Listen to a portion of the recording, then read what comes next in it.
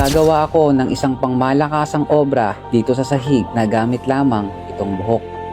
Agila ang napili kong iguhit dahil ito ay sagisag ng lakas, kalayaan at taas ng pangarap ng bawat Pilipino. Ang bawat hibla ng buhok na aking gagamitin ay magsisilbing paalala na kahit anong mga bagay na karaniwang itinapon natin ay maaaring maglikha ng obra na may kabuluhan. Kaya sa pamagitan ng obrang ito, nais kong ipakita na ang sining ay hindi lamang tungkol sa ganda, kundi tungkol sa paano mo mabibigyan ang bawat kwento ng iyong likha.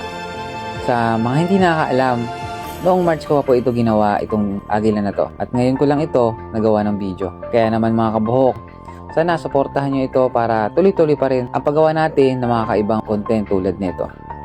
Habang ginagawa ko ito, bigla akong napaisip na ang swerte ko lang dahil binayaan ako ng Lord ng talento tulad nito, ang pag-drawing, ang paggupit. Kaya naman, pinapahalagan ko siya at hindi sinasayang.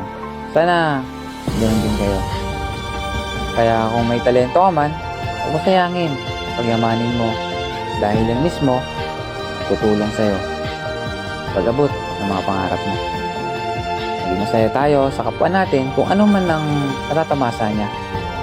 Huwag tayong mainggit o kung anong meron sila. Gawin natin silang inspirasyon at hindi ikumpara ang sarili natin sa kanila. Kaya naman mga kabuhok, may talento man tayo o wala, ang mahalaga, marunong lang tayong magpasalamat sa itaas kung ano ang ibinigay niya para sa atin.